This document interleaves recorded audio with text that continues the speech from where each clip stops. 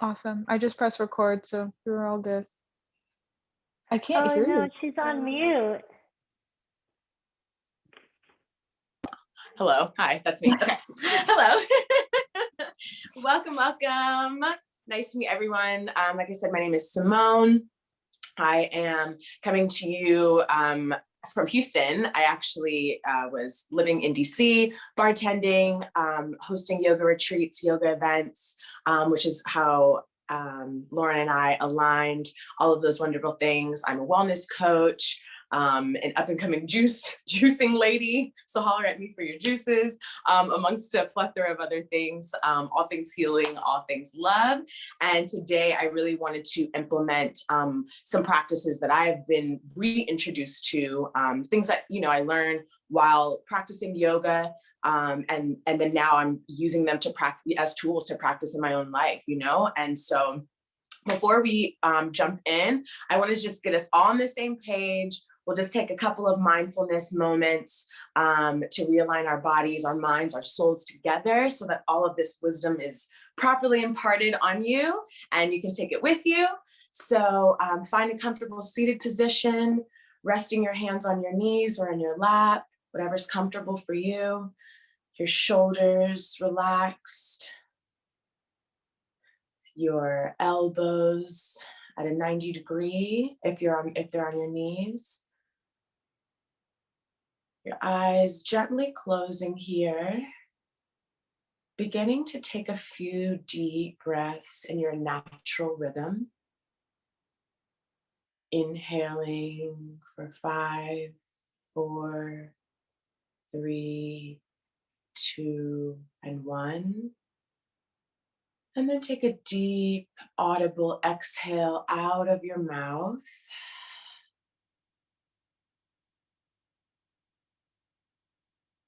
And cycling through a few of these. And as you do breathe in this way, that feels good, that feels natural, continue to be aware of each and every fiber of your physical body. Starting at the tip of your head, releasing the facial muscles, any tension between your brows, unclenching your jaw, allowing your tongue to float freely through your mouth, relaxing your eyes, your nose, all the way down to your neck, the back of your head, relaxing your shoulders, your arms, your wrists and hands, relaxing your chest, noticing how it ebbs and flows with each breath, relaxing your core, inviting a soft belly here, allowing your hips to fall open naturally and gently. Your thighs, your knees, your shins, ankles, and feet are all relaxed, are all in alignment. And with this awareness, take a deep breath in, holding at the top for 5, 4, 3, 2, and exhaling for 1, 2, 3, 4, and 5. Beautiful. Taking both hands at heart center, feeling the energy between your palms. Take another deep breath in and place both palms over your eyes, sealing in this energy that you've created, feeling the darkness, feeling the warmth, the energy from your hands radiating through your eyes, throughout your entire body. One more deep inhale. And as you slowly blink your eyes open, exhale out, slowly moving your palms away from your hands. Eyes open, looking back, coming back to the room, back to your body. Namaste. Beautiful, everyone. Thank you, thank you. So now we'll go ahead and jump in. And like I was saying before, please feel free to jump off of mute, ask any questions, use the chat, whatever that feels good to you. I want this to be a fun conversation. So I'll start in by defining, obviously, what pranayama is. And so it's a Sanskrit word. So Sanskrit is an ancient text used primarily in Eastern Indian cultures. And so prana, the word means vital energy or life force, right? So this is the force that exists in all inanimate and animate objects, right? It is the force that brings your breath inward and basically transmutes that breath, that air, that oxygen into usable and reusable energy, essentially, for us to power and energize our physical bodies, right? And the potency of this breath, like the breath is essentially this container to give us this energy, right? And so it's not just, pranayama is that the practice is not just inviting extra oxygen within the lungs, but it transcends within your energetic, emotional, light, and physical bodies. And so it's really providing you with an all-encompassing experience every time we practice. So the ayama part, so that we have prana, right? That's the vital force. Ayama is defined as extension or expansion. And so essentially, altogether, the practice of pranayama is extending or expanding the dimensions of vital force, the vastness of that energy that can be used in all aspects of your body, right? So, oftentimes when we're in yoga or when we're in sports, things like that, even, if you have anybody who's had a child, often they'll introduce breathing into these exercises, these practices to extend the areas of physicality, to extend your stamina, to extend your mental willpower, into whatever practice that you're doing, right? So even if, anyone wants to come off and kind of share really briefly if they've had any experiences, athletically or in yoga of any breath that they've used before, feel free to jump off because I'm sure there's a lot of us who have used it before. Is there anyone who'd like to share?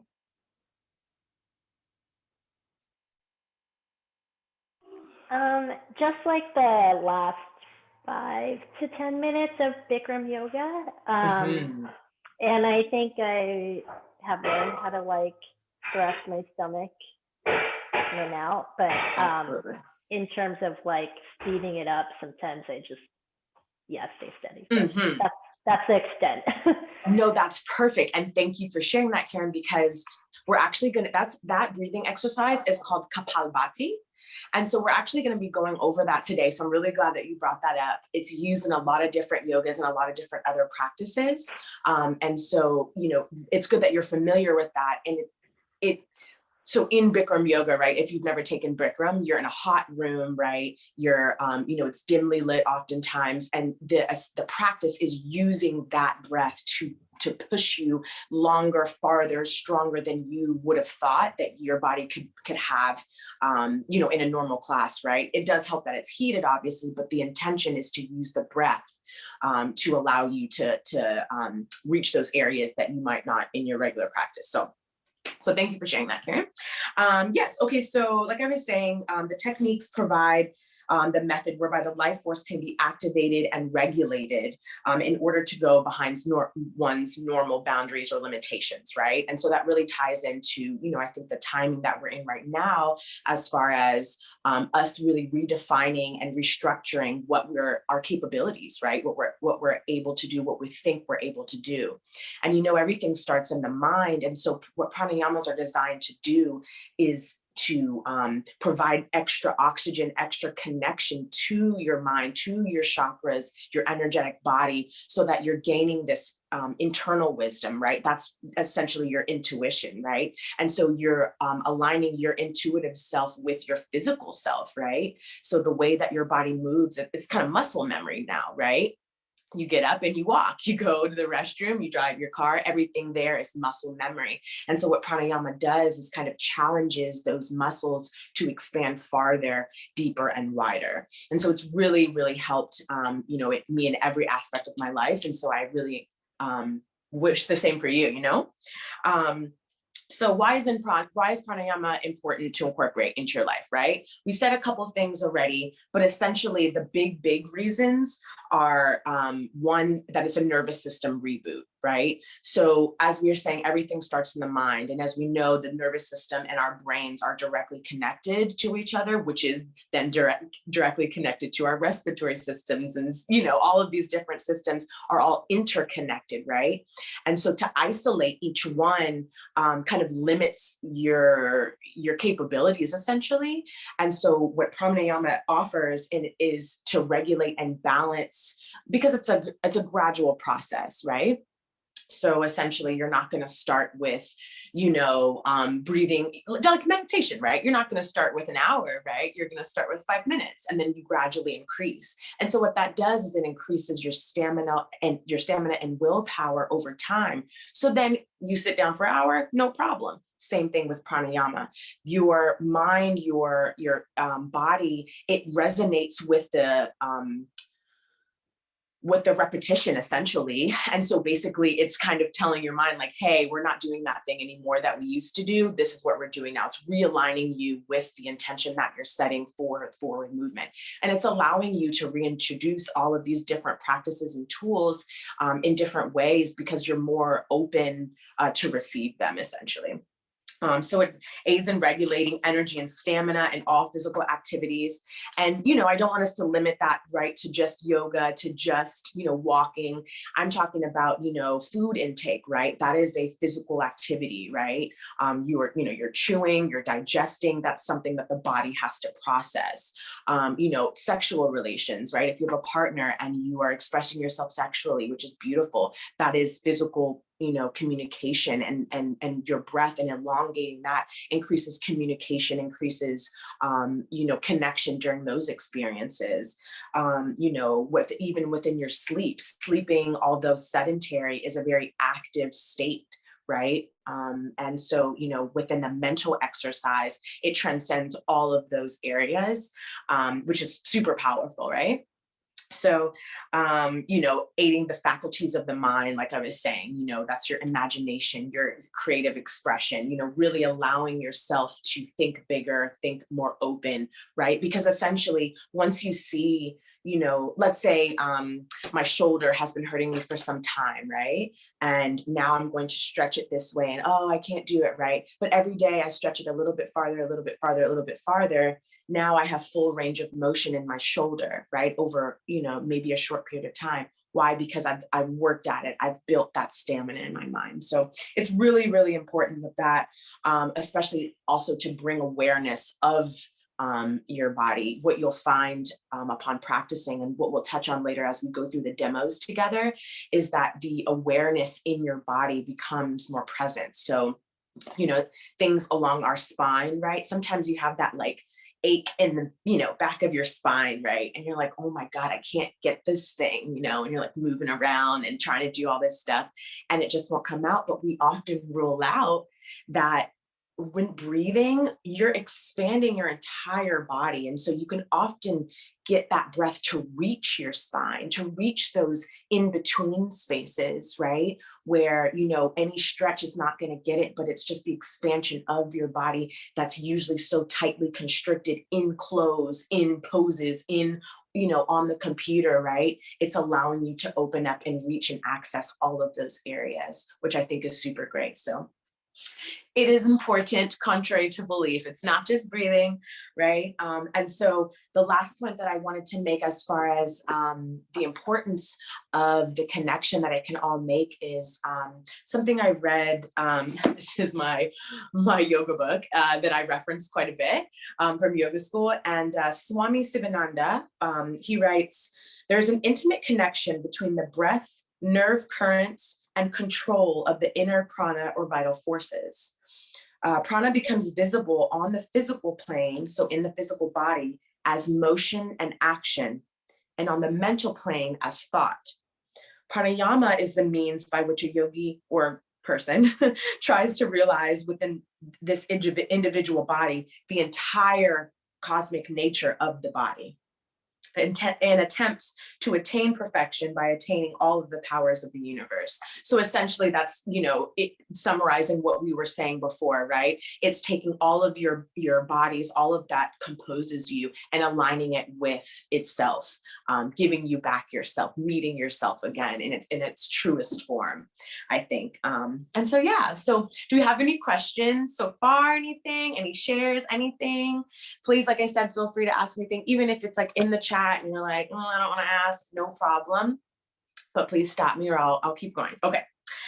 So there's 4 aspects of pranayama. So it's not just our inhalation and exhalation as we usually would think, but it's also about breath retention. And so breath retention is often used in places like maternity, centers, when you're thinking about, Lamaze breathing and things like that. A lot of times for people with anxiety, people with a lot of stress, people with even, a lot of how do I want to say this, elevated mental disorders, right? They are often used, these breathing tools are often used to calm them down, to calm their breath down. Often you'll see anxiety is ignited by the breath, right? When people get anxious and they're like, and they're breathing a lot, your entire body goes into system overdrive, right? And the nervous system is now rustled. And so everything else begins to fail. It's kind of like the warning button. And so if you can balance and regulate your nervous system within all of this, within all of the chaos, all of the tension, it'll propel you so much farther than if not, right? And so why is breath retention, good for my practice, right? That's the question that you would ask next. And so I would say that, like we were saying earlier, breath retention is where the awareness in the body comes.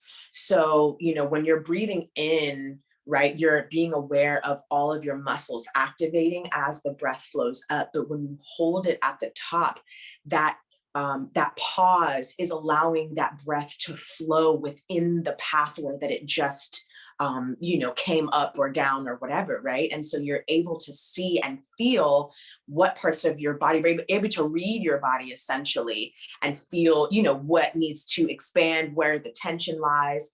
And then ultimately, with further, exploration, you would obviously want to kind of correlate, what parts that are tense in your body with the emotions, that might be associated with it. So for example, lots of us hold lots of tension in our shoulders and in our neck, right? I see lots of us doing this. Me too. I do it all the time, every morning. Why? Because so our back, our shoulders, and then our lower back is where we hold the most stress that applies to our lives on a daily basis. But our shoulders is often the most present because we use them the most, right? We're always using our arms. We're always like turning this way and doing that and all of that kind of thing, right? And so when we can figure out, is it just our shoulders or is it our back? Is it the back of my head or is it my chest? Like what in this upper region is specifically causing discourse, because that can be correlated to an emotion. It can be correlated, and that emotion can kind of bring awareness to something that might be going on in your life. So for example, you look along the spine, and like I reference the spine often because that is what I think most of us sometimes kind of have issue with. And so, like I said, you have that little thing in the middle of your back and you're like, oh my God, I can't get this out. And instead of, right, trying to, stretch it out, you're breathing and you provide this breath and you open that area. And then you might notice it's not even really in that specific space. It's more linked to, right? Because all of us are interconnected, right? All of our joints, muscles, bones, everything. So that might reveal that it's actually linked to something, in your neck, in your chest, in the back of your neck. There's so many different spaces, right? That are linked together. And so this breathing and the breath retention is what brings awareness. And we'll go over that later again in the demos. So we're going to do the first demo, and because this definitely sets the stage for all of the rest of them. And so this one's pretty easy. Y'all all know how to breathe, right? So this one, we're going to go over the abdominal breathing, right? Or the diaphragmatic breath. So oftentimes, as I'm sure we all know, we've been taught to breathe through our chest or through our clavicle, right? And so, right, most of us, like, I want us all to do this while we're here, right? Go ahead and just start breathing and put your hand over your chest and put one hand over your belly and just breathe. And just breathe in and out like you would usually do, maybe a little bit more intentional, right? Maybe a little bit longer and deeper than you usually would, but just feel your breath here. Take a moment to see where you're breathing from. What organs do you feel are activated, or what parts of your body are expanding as you inhale and exhale?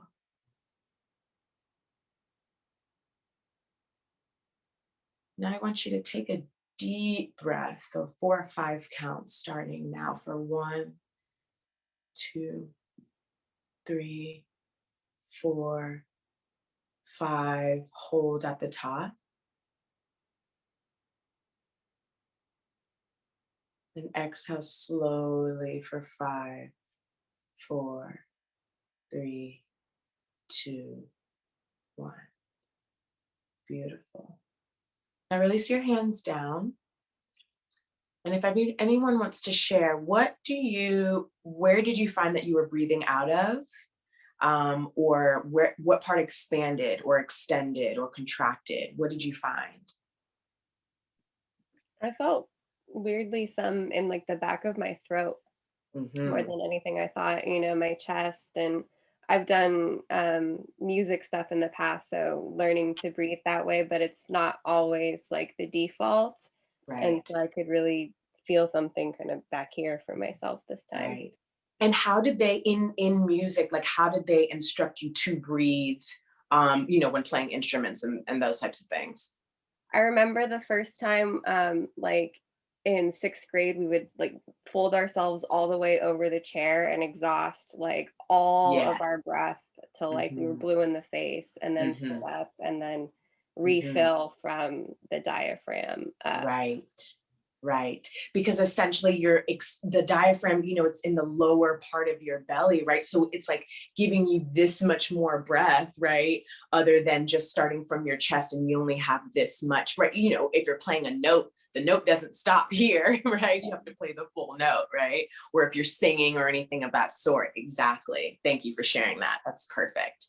Right. And so I think, with what we've been taught, right? Usually to just normal breathe, it's inhale here, your chest goes up, your sternum's out, your collarbone's back, and then you exhale down and everything falls down here. But again, you're still limiting this to this part of your breath. So with abdominal breathing or diaphragmatic breathing, that's essentially the organic way that, us as humans are meant to breathe, right? We're meant to gain all of the breath within our body, right? Because essentially we're long. We have a lot of parts of our body, and it's a lot that needs to reach. The breath has to reach a lot, right? And so this is what I want us to do now. Now that we have that insight, we're going to go back to this breath, but with these instructions. So you're going to take your right hand, put it over your belly. And I want you to, as you inhale, push your belly out so that it creates a balloon-like feeling. You're extending your belly out. You're pushing it out, right? So inhale that way. Hold it here and just feel that. Kind of like, if you're like pretending that you have a pregnant belly, you're like sticking it out real wide. Do that as much as you can, even a little bit uncomfortable. And then exhale, draw your navel to your spine. Draw your core all the way in as much as you possibly can. Exhale all the way, all that breath out, out, out, out, out. And then release back to normal breathing. Now, how did that feel? Thumbs up, thumbs down. Is that weird? It's okay. Yeah. Okay. Yeah. It's kind of weird. Yeah. a little bit. It's like, Rachel, I would say it's normal for you because you've played instruments. And then I would say, Karen, like, you know, you've done yoga and things like that. So it's pretty familiar, but it's not natural, right, to us right now. And so that, you know, I want to encourage the natural, you know, feeling of that. Right. So let's try it again, but let's try a few. It's refreshing. Okay, good. Yeah, exactly. So let's try it again, and let's just do maybe like 5 breaths together, right? Okay. So hands over your heart and over your belly both. And this is just so that you can feel the expansion, right? Because essentially you're not breathing through your rib cages outwards, you're breathing up and you're breathing down, right? So imagine that when you breathe out, imagine that your breath is traveling down, filling up that belly. And when you breathe in, it's pulling it into your core, okay? All right, so here we go. Let's inhale together, expanding the belly out, out, out, out, out. Hold. And exhale, drawing your navel to your core. Let's go again. Inhale. Hold. And exhale all the way out. Expel every ounce of breath from your belly. And again, inhale. And exhale. So the hand, and keep breathing like this, the hand that's over your heart, you shouldn't feel too much movement, right? The hand over your belly is the one that's moving up and down. So one last breath here. Inhale, hold, and exhale.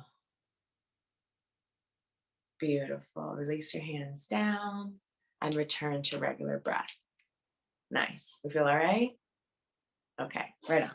So I wanted to do that one first, right? Because it's important that before you do, and we're about to start into the demos. And so before you start your practice, right? So essentially like in yoga, like in like yoga, the way that it was supposed to be made, you do your you know, you meditate, you do your pranayama, and then you do your yoga, and then you do probably like more stuff, but we're not doing that. So, you know, it's important that you center yourself before you jump into more practices. And so I invite you to do the abdominal breathing before you go into the other types of practices, just to center yourself and to kind of remind yourself to carry the breath, because you'll be carrying that breath throughout the rest of the practices, essentially breathing in through your nose, out through your nose always, okay? And so we're gonna get it, we have about 4 demos to do, but I want to go over just some things to keep in mind. So the most ideal, you know, places, times, situations, blah, blah, blah, to practice your pranayamas, right, is at dawn, so early in the morning.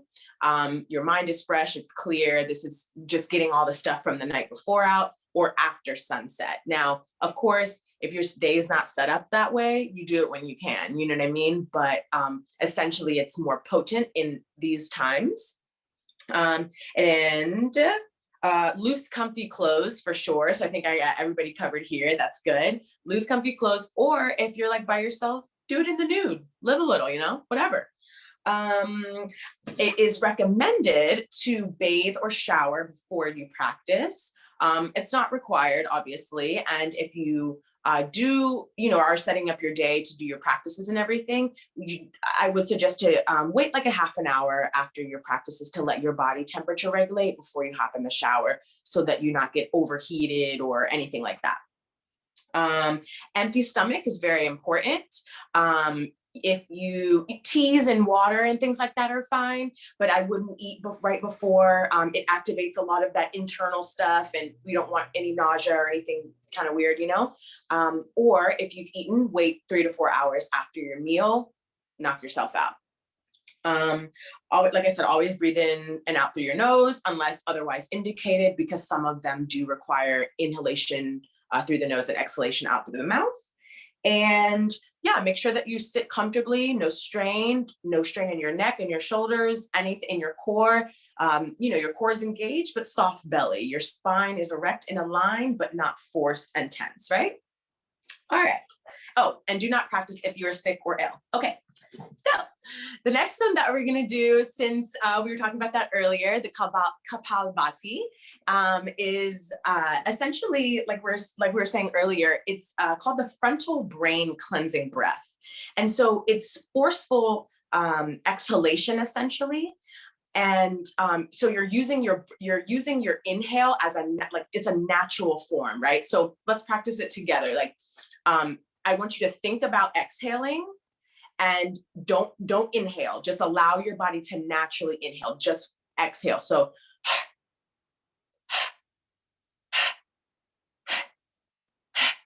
just do that. Forcefully exhale. It feels really strange, but what's happening here is that you naturally inhale, right? Your body won't allow you to not inhale because it has to replenish the breath. And so Kapalbhati is essentially, it's practicing that. It's forcing the breath out, right? So some contraindications, if anybody has high blood pressure or is pregnant, I would refrain from this. The benefits are that it cleanses your lungs, balances and strengthens your nervous system, tones your digestive system, which we can all appreciate, purifies energetic channels, removes sensory distractions, and energizes the mind for mental work and removes sleepiness, which is why it's really great for the morning time. So again, let's have one hand, put both hands over the belly at this point. And I know you can't really see my belly, but I promise I'm participating. And so again, with the practice of the exhale, don't think about the inhale, just focus on your exhale. And so we're going to do 10 exhales together, right? Don't focusing on the inhale, but pay attention to your belly here. What is your belly doing? We'll talk about it later, but just pay attention to your belly here, right? And you're breathing out through your mouth, okay? So inhale deep, all together, and go. Exhale. 2, 3.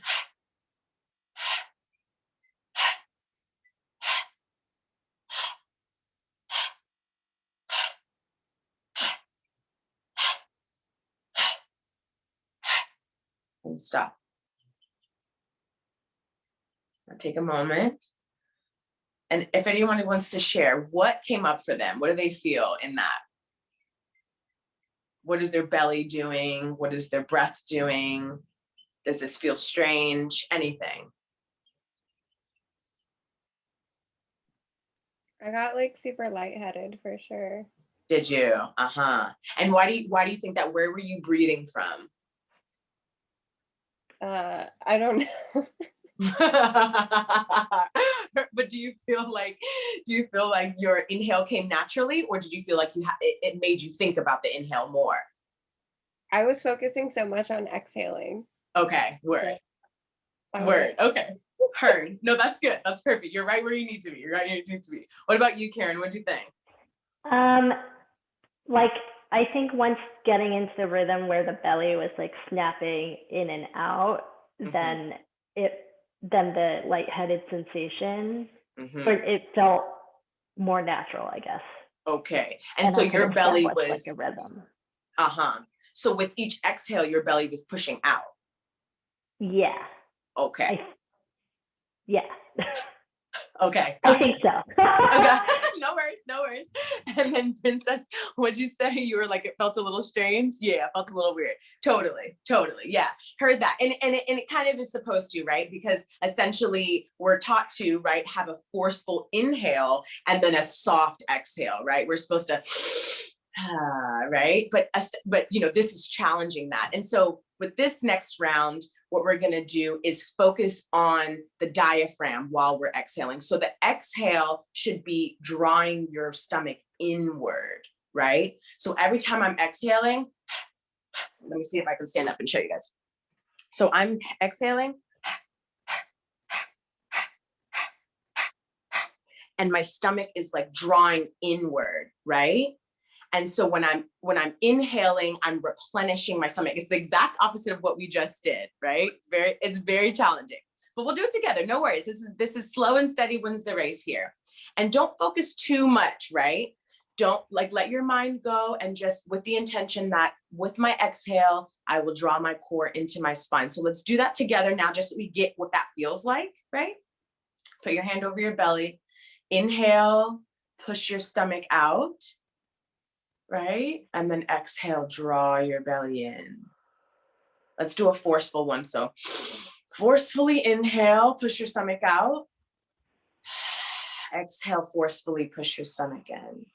Let's do one more. Inhale. Exhale, push your stomach in. It's a little weird. That's okay. Now let's do 10 more together with this in our minds, okay? So take a deep inhale in here, relax your shoulders down, relax everything, and go.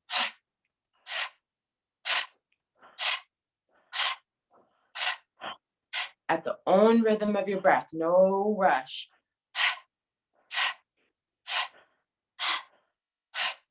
3, 2, 1, relax. Normal breathing.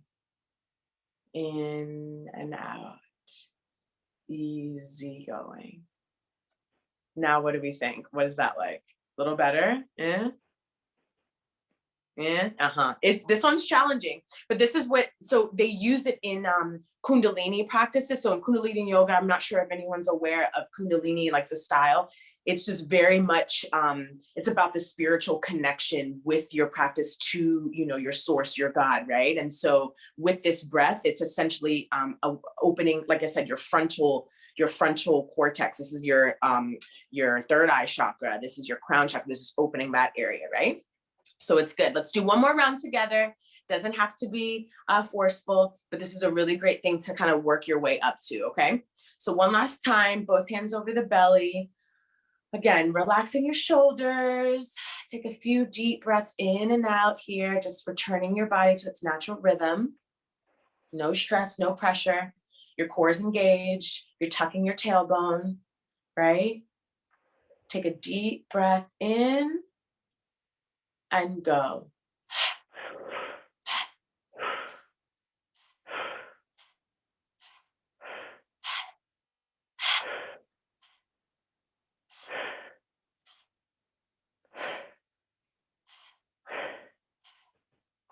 Three, 4, 5. Stop. Beautiful. Take a deep breath in. Exhale out through your mouth. Beautiful, beautiful. Roll your shoulders a few times. Get out of that. Good, good. If anyone has anything to share, let me know. And that is Kapalbhati. So again, this is really, really good for what you'll notice in your core over time is that your core will strengthen by just doing this. So I found that even just doing this without anything else helped me in my yoga practice, helped me just in daily life, like with stamina and stuff like that. It's really, really good practice for sure. So next one we are going to do is, and this is a great one. This order actually is a really great way to kind of stay in order, just for the intensity of each practices. You want to kind of wean your way up, and then the last practice be something that will take you into your savasana, your final resting pose of sorts, right? So this one is called Bhastrika. So Bhastrika actually means breath retention, but the practice of pranayama, like Bhastrika, is the bellows breath. So it's, again, the extension and expansion of your breath. And so some precautions and contraindications are that for beginners, so for us, we'll be taking short breaks in between, just because breath retention, like Rachel was saying earlier, sometimes it can give you that lightheadedness, and we don't want that, obviously in a great degree. Anytime you get lightheaded, it's just because the oxygen needs to travel, more, and so we don't want that, obviously, right? High blood pressure, heart disease, if you have any retinal issues, glaucoma, anything like that. Us glasses wearers, we're good to go, but anything more than that, probably. The elderly, anybody with asthma, tuberculosis, if you are on your first trimester of pregnancy, I wouldn't do it. So yes, and again, if you feel faint or nauseous, please stop. Okay. The benefits here are that it burns toxins, balances your doshas. So your doshas, for those of us who may not be super familiar, are Pitta, Kapha, and Vata.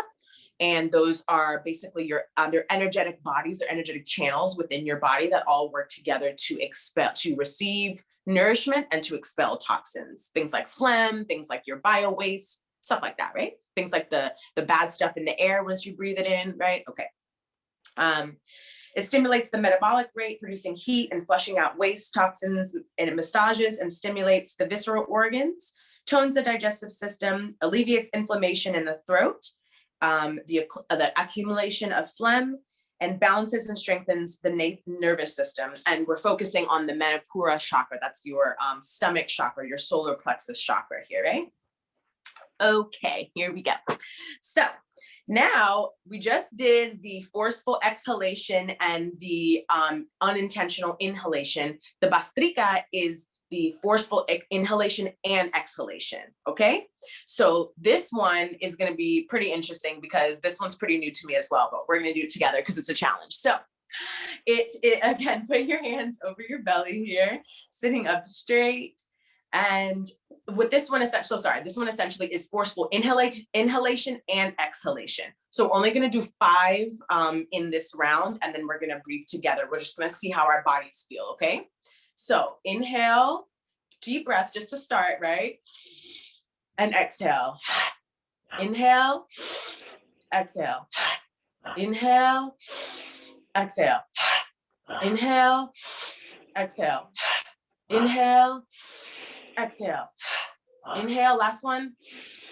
Exhale and stop. Breathe normally. If you're feeling faint, close your eyes gently. Breathing in and out slowly.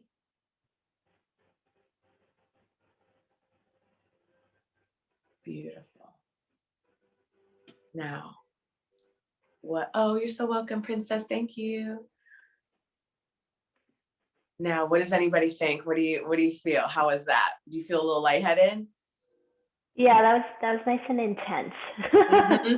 Uh-huh, totally. What about you, Rachel? Like I thought I started sweating. Yeah, the heat. Uh-huh. Did you feel that heat? Same. Yeah, she's like, yeah. So the heat, that's essentially what this is supposed to ignite though, as well, is the heat in your body. And so that's why I was saying for beginners, like even for me, this is me being a beginner as well, right? With that, it's building it up. So anytime you're feeling, and I can't really define this because in Sanskrit, there's a definition for it, like being internally cold, but it translates more to having like discourse or like stagnancy within the body, because as we know, the blood is warm and it's rotating, and it's flushing, and our bodies are naturally, 98.9 degrees. But if you're feeling any stagnancy, any pain, tension, or like rigidness within the body, this can really help with that. So it definitely is something that you gradually move up to, but it's over time, it's really great for, your physical body. So we'll do one more, easy peasy, and we'll go slower this time too. So I think that maybe even doing a longer breath instead of a equally as forceful one would be good. So for example, I'll show you what I mean. Like instead of forceful, do like I'm just elongating it instead of it being so fast in this round, if that makes sense. Whatever that means to you too, like totally with your own breath, with your own rhythm, okay? And again, just 5. So inhaling and exhaling, that's 1 round, okay? And I'll count for you, so don't mind that. Now, take a deep breath in, breathe in, and begin out.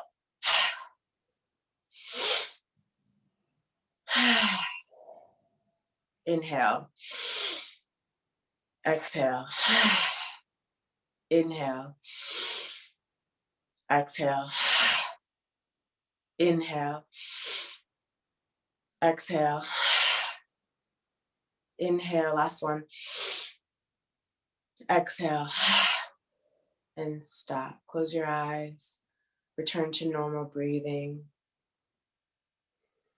Take a moment here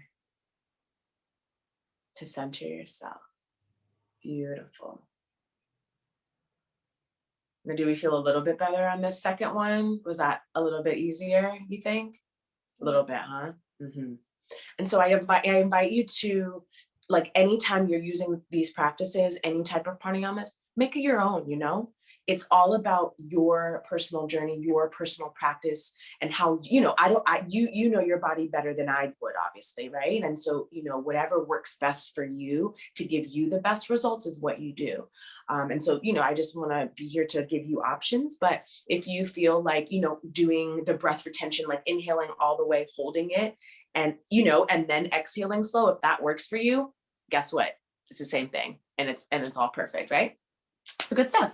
So we have one more to do, and then actually it's like 1.5, but that's fine. And then we'll go ahead and wrap it up. But so the last one is it's 2 parts essentially, right? So the Brahmari, it's called the Hummingbird. And that's an exercise that has multiple different parts. And so we'll be going over 2 of them today. The contraindications for this is just anyone with, if you have like ear infection or like ringing in your ears or anything like that, don't do it. Don't do this lying down at all. And that's pretty much that. The benefits though, it relieves stress and cerebral tension, alleviates anger, anxiety, and insomnia, which increases the healing capacity of the body. It strengthens and improves the voice, directs awareness inwards, and has a soothing effect on the mind and the nervous system. So pretty much good for everything. Now, so I'm going to show you the 2 variations, and then we'll do them together. So the Hummingbird first, because we're focused on the Ajna chakra, that's your 3rd eye chakra, your hand position is essentially going to be your middle and ring finger will be over your chakra. Your thumbs, right, are going to be right over your ears. You could do inside or like right over. I just kind of cover mine, right? So it'll look like this essentially. I don't know if you can see that. And then you cover your ears and you inhale and you hum. So it's called the Hummingbird for a reason, essentially. You're inhaling through your nose and kind of like, this is good. Both of you all know essentially what Ujjayi breathing is. Karen, you know Ujjayi is what you use in Bikram. And then Rachel, Ujjayi was essentially the breathing that y'all used when you're playing music. That's exactly the same thing. When you feel that in your breath, right? It's the same breath. So you're well aware of that. And so with the Ujjayi breath, you're creating a humming sound. And with your ears closed, you know, if you close your ears, you can then tune in and channel what's inward. You hear your stomach growling, if you're hungry, right? But you can also hear your heart beating, and you feel the rhythm of that sensation of that humming throughout your head, and that balances. It's kind of like EFT, right? You know, emotional freedom techniques. When you're essentially, what that is interrupting a frequency. It's changing the vibration of your body, and so this is essentially doing the same thing. It's subtly, you know, creating these little sensations to like realign yourself with your natural state of being. So I'll do them a couple times, both, so you can see. Like I said, again, this is the Hummingbird, this first one. And then the second one is called Exploration of the Mind. And so essentially it's the same thing you'd be doing, but you're just covering your ears this way, and expanding the chest outward. So again, this is really good. This just takes a lot more effort and your arms get tired faster. So that's kind of that, but both have a profound effect on your mental cortex. So here it goes. Shoulders relaxed. Take a deep inhale.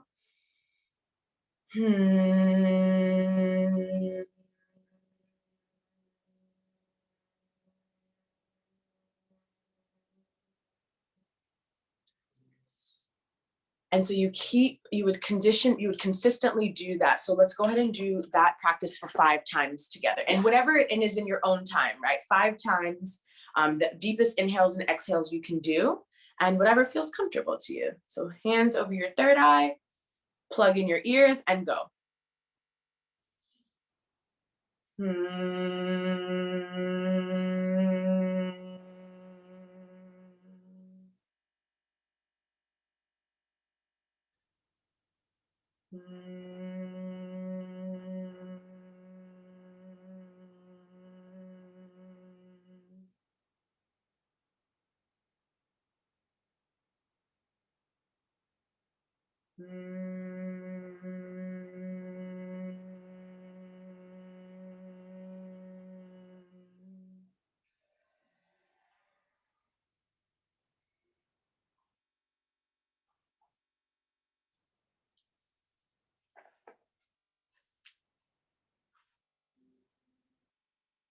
Beautiful. Take some deep inhales and exhales. And I'm curious to see what y'all thought about that. What you think?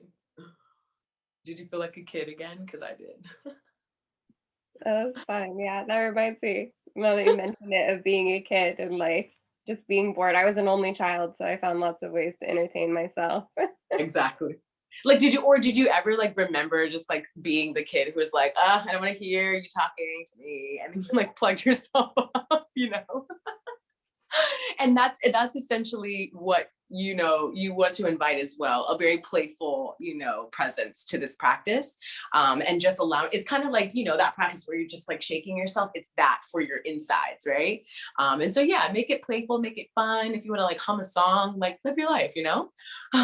So I'm glad that we did that. And so we're coming to an end of our class today, but before we sign off and, you know, conclude, is there any questions anyone has? Is there anything that they wanted me to kind of go over really fast that they wanted to take with them or anything of the sorts? I'm here to help. I guess I've noticed in my like natural breathing, like when I'm around other people and it's quiet, like I naturally hold my breath like in between breaths where like the person next to me would have already completed an entire thing. And so I don't know.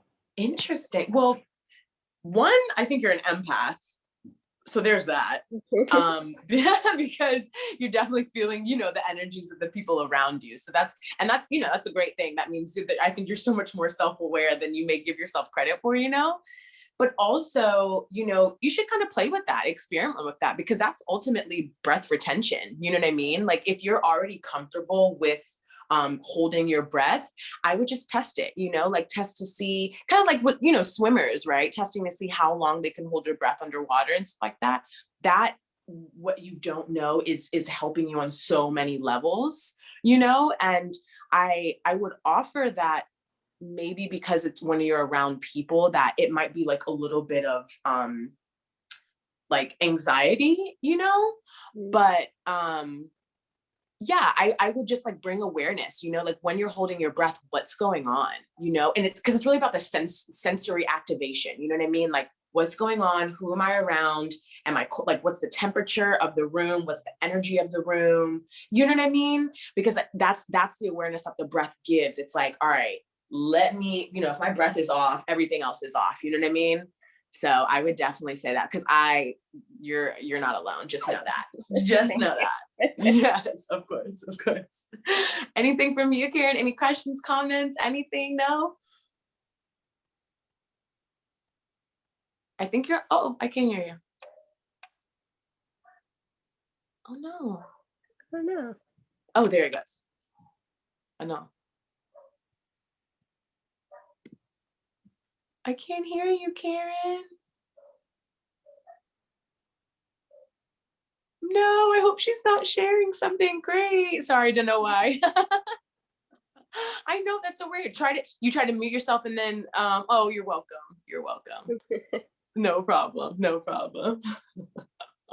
Good. But thank you. That was awesome. There's so much good. Thank you. Thank you. Hey, seriously, if y'all, you know, you have my Instagram and stuff, if you ever like want to come again and chat outside of, you know, the space, like I'm totally available for that. I'm totally like hop on a call always and chit chat or anything. I love that y'all stuck around with me and I enjoyed having you as always. But if that's it, then have a good rest of your Friday, rest of your weekend. Thank you, Lauren, for having me. This is so fun. Yes, love you, love you. Peace, y'all.